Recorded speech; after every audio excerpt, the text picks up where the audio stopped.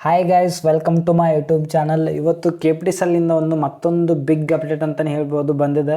Final merit list ಡೇಟ್ಸಕ್ಕೆ announce ಮಾಡಿದಾರೆ ಅಂತ ಹೇಳ್ಬೋದು. ಈಗ ಪ್ರತಿಯೊಂದು ವಿಡಿಯೋದಲ್ಲಿ ತಿಳಿಸುತ್ತಾ ಹೋಗ್ತೀನಿ. List of candidate whose certify validity is pending not attend for counselling and filled to report for duty after receiving appointment orders for the post of junior assistant. ಗೆಳೆಯರೆ, ಇಲ್ಲಿ ಕ್ಯಾಂಡಿಡೇಟ್ ಕೆಲವು ಸರ್ಟಿಫೈ ಆದರೂ ಕೂಡ ಅವರು ವ್ಯಾಲಿಡಿಟಿ ಪೆಂಡಿಂಗ್ ಇರ್ತಾವೆ.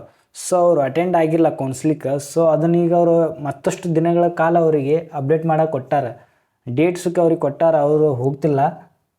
ನೋಡ್ಬೋದು ನೀವು 25 June 2025 update ಕೊಟ್ಟಾರೆ.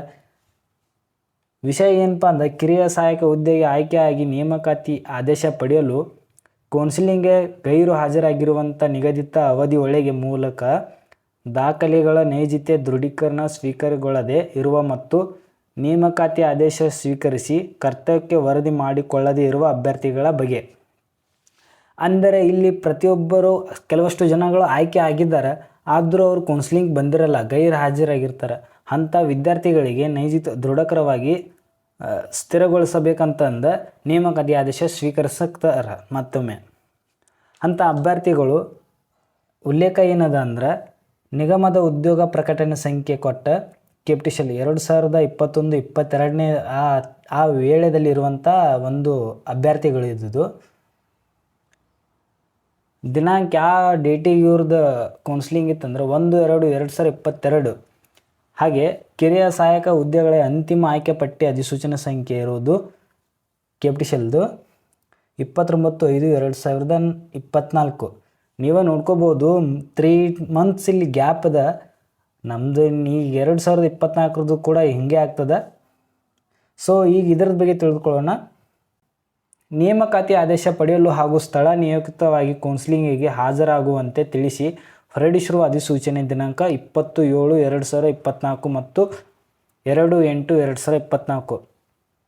ಈ ಎಷ್ಟು ದಿನಗಳ ಒಳಗೆ ಅವರು ಹಾಜರಾಗಬೇಕು ಕೌನ್ಸಿಲಿಂಗ್ಗೆ.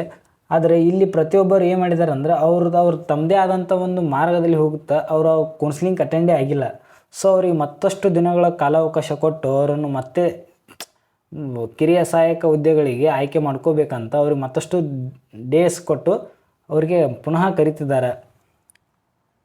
ನಿಗಮದ ಉದ್ಯೋಗ ಪ್ರಕಟಣೆ ಸಂಖ್ಯೆ ದಿನಾಂಕ 1/2/2022. ಕಿರಿಯ ಸಹಾಯಕ ಹುದ್ದೆಗೆ ಆಯ್ಕೆಗೊಂಡಿರುವ ಅಭ್ಯರ್ಥಿಗಳ ಅಂತಿಮ ಆಯ್ಕೆ ಪಟ್ಟಿಯ ಉಲ್ಲೇಖ 2ರ ಅಧಿಸೂಚನೆ ಮೂಲಕ ಪ್ರಕಟಿಸಲಾಯಿತು. ಅಂದರೆ 1/2/2022 ಕರೆದಿರುವಂಥ ಈ ಪೋಸ್ಟಿಗೆ 20/7/2024 ಅಂತಿಮ ಫೈನಲ್ ಮೆರಿಟ್ ಲಿಸ್ಟನ್ನು ಬಿಡ್ತಾರೆ. ಸೊ ಆದರೂ ಪ್ರತಿಯೊಬ್ಬರು ಆ ಕೌನ್ಸಿಲಿಂಗ್ ಅಟೆಂಡ್ ಆಗಬೇಕಂತ ಕರೆದಿರ್ತಾರೆ, ಆದರೆ ಯಾರೂ ಅಟೆಂಡ್ ಆಗ್ಲಿಕ್ಕೆ ಹೋಗಲ್ಲ.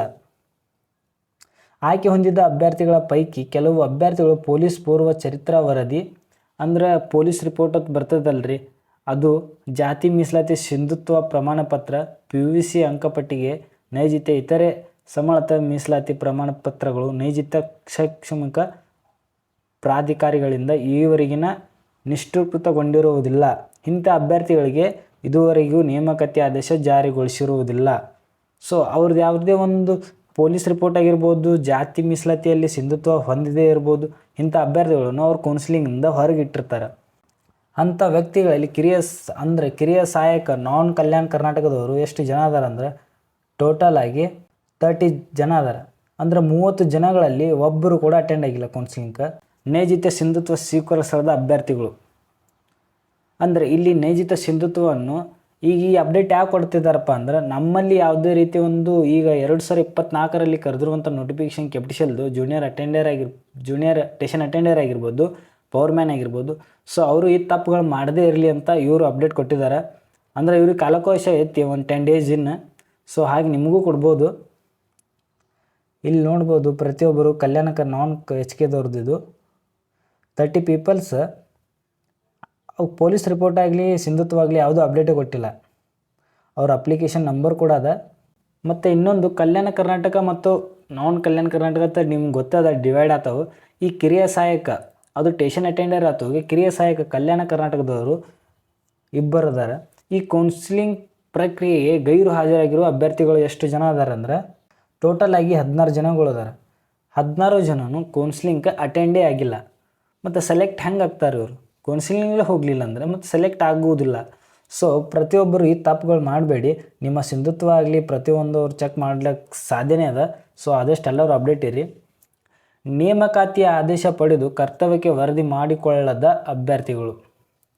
ಪ್ರತಿಯೊಬ್ಬರು ಈಗ ಕೌನ್ಸಿಲಿಂಗ್ ಆಗಿರ್ತದೆ, ಎಲ್ಲ ಆಗಿರ್ತದೆ, ಬಟ್ ಯಾವುದೋ ಒಂದು ಇದ್ರಾಗ ಮೇಜರ್ದಾಗ ಹೋಗಿರ್ತಾರೆ. ಇಲ್ಲಿ ಟೋಟಲ್ ಆಗಿ 15 ಜನ ಅದಾರ. ಈ 15 ಜನದಲ್ಲಿ ಯಾರನ್ನೂ ತಗೊಂಡೇಕೊಂಡಿಲ್ಲ. ಈ ಮೇಲೆ ತಿಳಿಸಿರುವ ಪಟ್ಟಿಯಲ್ಲಿ ಅಭ್ಯರ್ಥಿಗಳ ಪೈಕಿ ನೈಜತೆ ಸಿಂಧುತ್ವ ಪ್ರಮಾಣ ಪತ್ರ ಬಾಕಿ ಇರುವ ಅಭ್ಯರ್ಥಿಗಳಿಗೆ ಕೊನೆಯ ಅವಕಾಶವನ್ನು ನೀಡುತ್ತಾ ಈ ಅಧಿಸೂಚನೆ ದಿನಾಂಕದಂದು 10 ದಿನಗಳ ಒಳಗಾಗಿ ಅಂದರೆ KPTCL ನಿಗಮ ಕಾರ್ಯಾಲಯಕ್ಕೆ ಬಾಕಿ ಇರುವ ದಾಖಲಾತಿಗಳನ್ನು ನೈಜತೆ ಸಿಂಧುತ್ವ ಪ್ರಮಾಣ ಪತ್ರ ಒದಗಿಸಲು ಕ್ರಮ ಕೈಗೊಳ್ಳಲು ತಿಳಿಸಲಾಗಿದೆ. ಅಂದರೆ ಇವರಿಗೆ ಇನ್ನಷ್ಟು 10 ದಿನಗಳ ಕಾಲಾವಕಾಶ ಕೊಟ್ಟು ತಮ್ಮದೇ ನೈಜತೆವಾಗಿರುವಂಥ ಸಿಂಧುತ್ವ ಪ್ರಮಾಣ ಪತ್ರ ಅವು ಪ್ರತಿಯೊಂದು ಅವರು ಅಪ್ಡೇಟ್ ನಮಗೆ ಕೊಡಬೇಕಂತ ಯಾರು KPTCLದವರು ತಿಳಿಸಿದ್ದಾರೆ.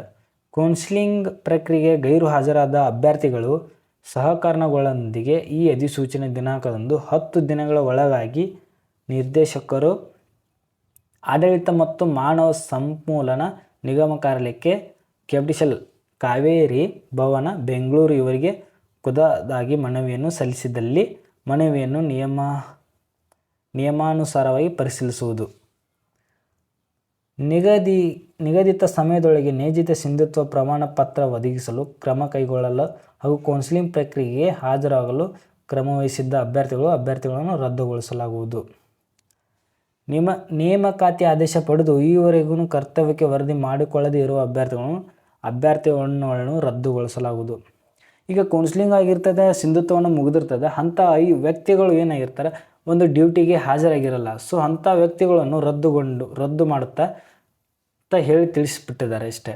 ಇನ್ನೊಂದು ಬಿಗ್ ಅಪ್ಡೇಟ್ ಏನಪ್ಪ ಅಂದರೆ KPTCL ಅವರು ಇನ್ನೇನು 1 ಮಂತ್ನ ಒಳಗಡೆ ಪ್ರತಿಯೊಂದು ಮೆಸ್ಕಾಮ್, ಬೆಸ್ಕಾಮ್, ಚೆಸ್ಕಾಮ್ ಹಾಗೆ ಮೆಸ್ಕಾಮ್ ಇವು ಅಷ್ಟು ಡಿಪಾರ್ಟ್ಮೆಂಟ್ದು 1:1 2024ರಲ್ಲಿ ಆಗಿರುವಂಥ ಒಂದು ನೋಟಿಫಿಕೇಷನ್ ಏನೈತಲ್ಲ ಅದರದ್ದು 1:1 ಇನ್ನಷ್ಟು ಕೆಲವು ದಿನಗಳಲ್ಲಿ ಬಿಡ್ತಾರೆ.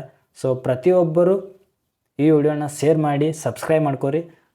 ಮತ್ತು ಮುಂದಿನ ವಿಡಿಯೋದಲ್ಲಿ ಸಿಗೋಣ.